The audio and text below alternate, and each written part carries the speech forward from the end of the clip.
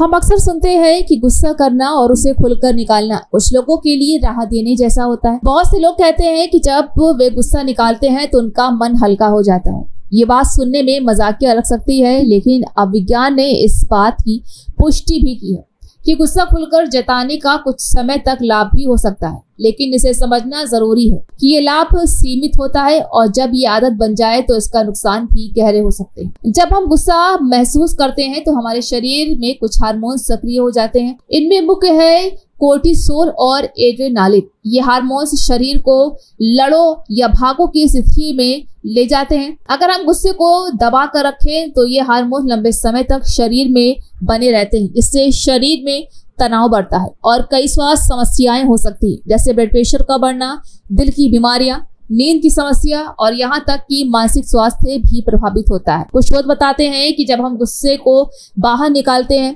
जैसे कि जोर से बोलना, चिल्लाना या गाली देना, तो तत्कालीन तनाव के स्तर में कमी आ सकती है। इसका कारण ये है कि हम अपनी भावनाओं को दबाने की बजाय बाहर निकालते हैं, जिससे शरीर को अस्थायी रूप से राहत मिलती है।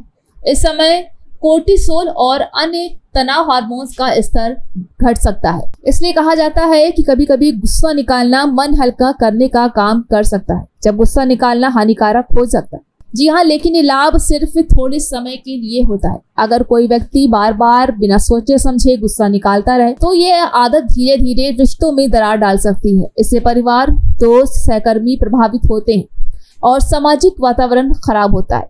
साथ ही लगातार गुस्सा निकालने से शरीर में तनाव हार्मोन्स बार बार बढ़ने और घटने की प्रक्रिया होती है। इससे हृदय रोग, हाई ब्लड प्रेशर, डायबिटीज और मानसिक अस्थिरता जैसी गंभीर समस्याएं हो सकती हैं।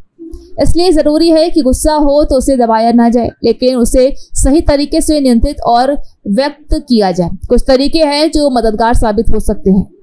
जब गुस्सा आए तो शांत होकर बात करें और अपने विचार व्यक्त करें। गहरी सांस लें, मेडिटेशन या योग करें। आप दौड़ना, तैरना या कोई खेल भी कर सकते हैं। अपने भावनाओं को ड्राइंग, पेंटिंग या डायरी में लिखकर बाहर निकालना। अगर गुस्सा बहुत ज्यादा हो और उसे नियंत्रित करना मुश्किल हो तो प्रोफेशनल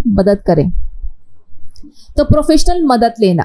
गुस्सा होना मानव स्वास्थ्य का हिस्सा है। गुस्सा निकालना भी आवश्यक है, लेकिन उसे जिम्मेदारी से करना चाहिए। गुस्सा कभी कभी एक हल्के तनाव को दूर कर सकता है, लेकिन इसे बार बार और असंयमित तरीके से व्यक्त करना हमारे रिश्तों और स्वास्थ्य के लिए नुकसानदेह हो सकता है। इसलिए समझदारी यही है कि अपनी भावनाओं को पहचाने, उन्हें सही दिशा दे और एक स्वस्थ खुशहाल जीवन के लिए सकारात्मक रास्ते अपनाएं।